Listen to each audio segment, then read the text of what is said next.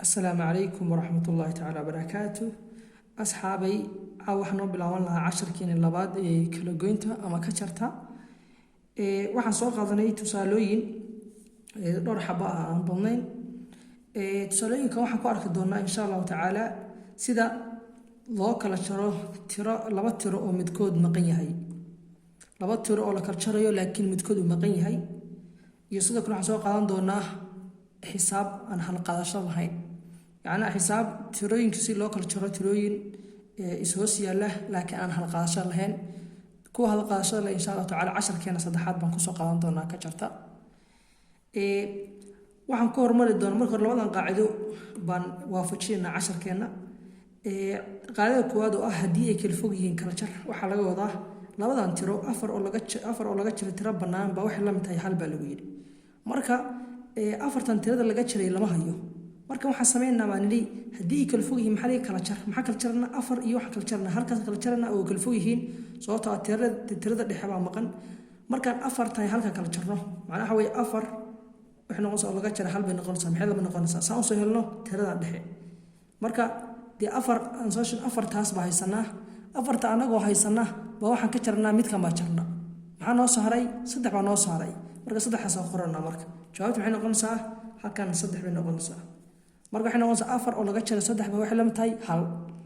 marka waxa weeye tirada haddii sa u kala fog yihiin labadan lambar haddii sa u kala fog yihiin baa nidhi waxaa la sameeyaa nidhi tiradan waxaa laga jarayaa tirada kale marka waxaa soo helinaa tirada maqan baa soo helinaa haddaan u nimaano 8 oo laga jaray tiro bannaan waxay la mid tahay 5 ayadana waa tabtii oo kale 8 oo laga jaray 5 8 oo laga jaray 5 sesana marka sababta waxaa in lambarkan dhexe soo helnaa rabnaa saadabta waxaan 8 waxay noqon 8 oo laga jaray 5 waxaan rabnaa marka labadan la kala jaro wax rabnaa inaan soo helno lambarka halkaas oo sax ah inaan soo helnaa rabnaa marka 8 haddaan haysano 8 baa haysanaa lambar baa haysanaa marka 8 lambar haysano maxaa la kala jar baa la yiri 8 oo laga jaray 5 way sumaan 5 ka jarna maxaa noo saaray 3 baa noo saaray jawaabtu waxay noqonaysaa 3 bay noqonaysaa marka waxay noqonaysaa halkan 3 baa ku qoranaa 8 oo laga jaray 3 baa waxay la mid tahay 5 saas noqonaysaa 8 oo laga jaray 3 oo lagu waxay la mid tahay 5 jawaabta saxda ah noo soo baxday 12 oo laga jaray tiro maqan baa waxay la mid tahay 8 baa la yiri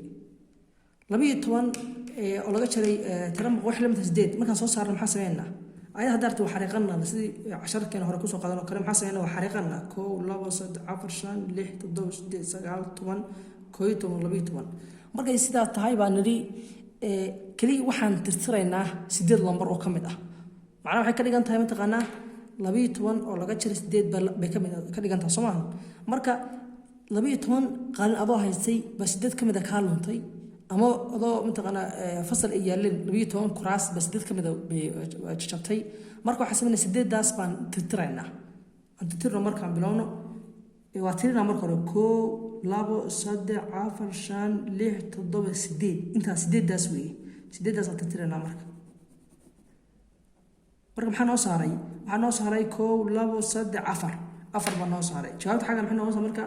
4 bay noqonaysaa 12 oo laga jaro 4 baa waxay la mid tahay 8 saas ku soo baxaysaa jawaabta saxda ah midan kale waa ka duwan tahay kale san u jeednaba waa tiro maqan oo laga jaray tiradii 13 waxay la mid tahay 3 marka tan waxaan waafajinaa qaacidada labado ah hadii ay isku dhow yihiin baan nidhi kala isku darbale Soomaaliya labadan lambar oo isku dhow yihiin Soomaaliya 13 iyo 3 isku dhow yihiin marka maxaa sameeynaa waa isku darinaa saan u soo helno tirada kala xaga soo helno waxa noqonaysaa 13 oo lagu daray bay noqonaysaa 3 maxay lama noqonaysaa marka 13 waa garan karnaa hadhow marka soo dhignaa baa kaga fiican 13 oo lagu daray 3 halkan marka isku daran waxa ka bilaabanaa dhanka midba ka bilaabeena marka halkan 3 baa noo taala 3 baa noo taala halkan 3 baa noo taala marka waxa la yiri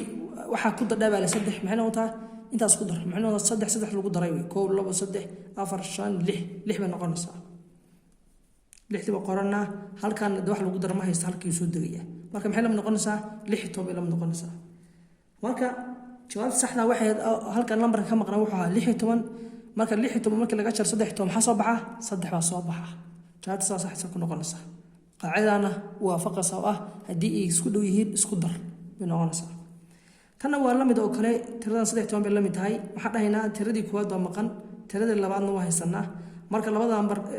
tiro oo laga jaray 20 baa waxay la mid tahay 5 baa la yidhi laakiin tirada halkan taa lama haysano marka waxaan nidhi haddii isku dhow yihiin labadan la isku daro soo waa la isku daraya labada nambar waxaa noqonaysaa 20 oo lagu daray 5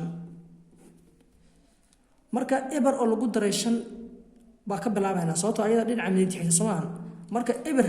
baan haddii 5 lagu daro de waxay intee noqonaysaa de 5 bay noqonaysaa de 5 bay noqonaysaa sababtoo adoo lacag haysan haddii 5 lagu siiyo oo 5 kun haddii la siiyo de 5 kun baa haysanaysaa labadana way soo degsay cid macna tiro lagu daro ma hoos taalo saddex soo dejinaysa waxay noqonaysaa 25 noqoto marka jawaab sax waxay noqotay xagan 25 baa ku qornaa 25 oo laga jaray 20 baa waxay la mid tahay 5 bay la mid tahay saas jawaab saxda ku soo baxo marka saas uga soo gudubnay tusaalooyinkan waxaan jeclahay in si fiican loo fahmay waxaan soo qaadanaa 3 example oo ah ku aan hal qaadasho lahayn midda koowaad waxa weeye 465 oo laga jaray 132 maxay la mid noqonaysaa baa lagu weydiiyay marka hore waxaan nidhi tirada waxa laga bilaabaa markaan kala jarno waxa laga bilaabaa nidhi dhanka midig baa laga bilaabaa marka waxaan nidhahnaa 5 oo laga jar 2 waa intee weeye macnaheedu 1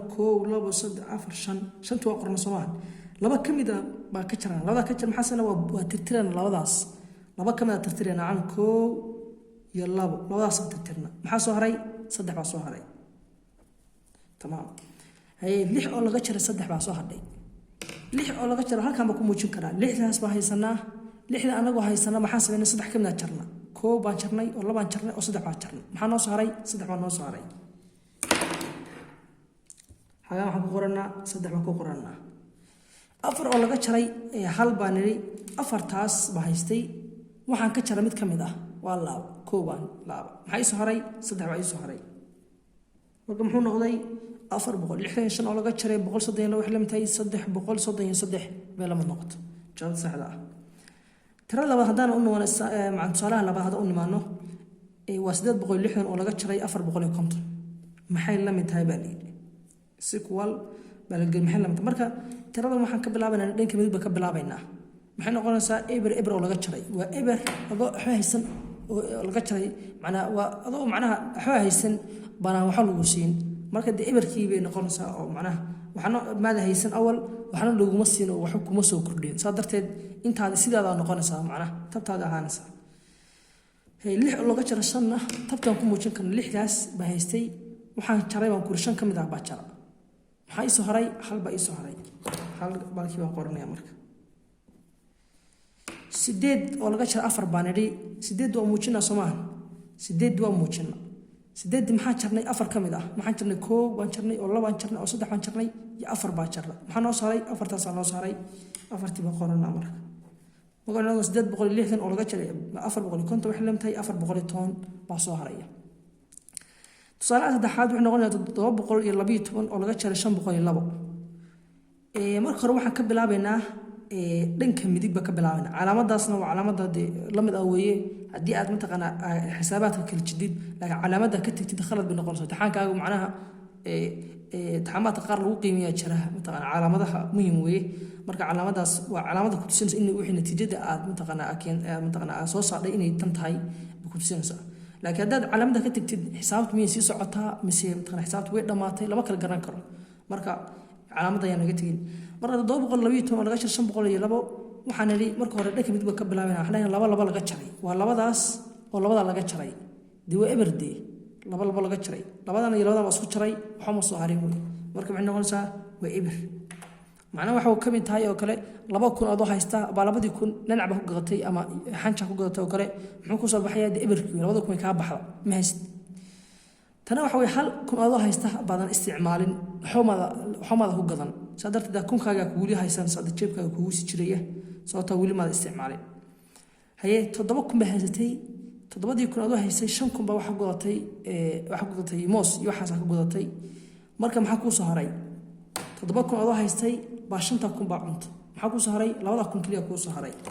marka wuxuu noqonayaa meesha 2,000 ayuu noqonayaa marka 720 oo laga jaray 502 waxay la mid tahay 720 saas ayay macnaha wax soo baxaysaa 210 baa ku soo baxaya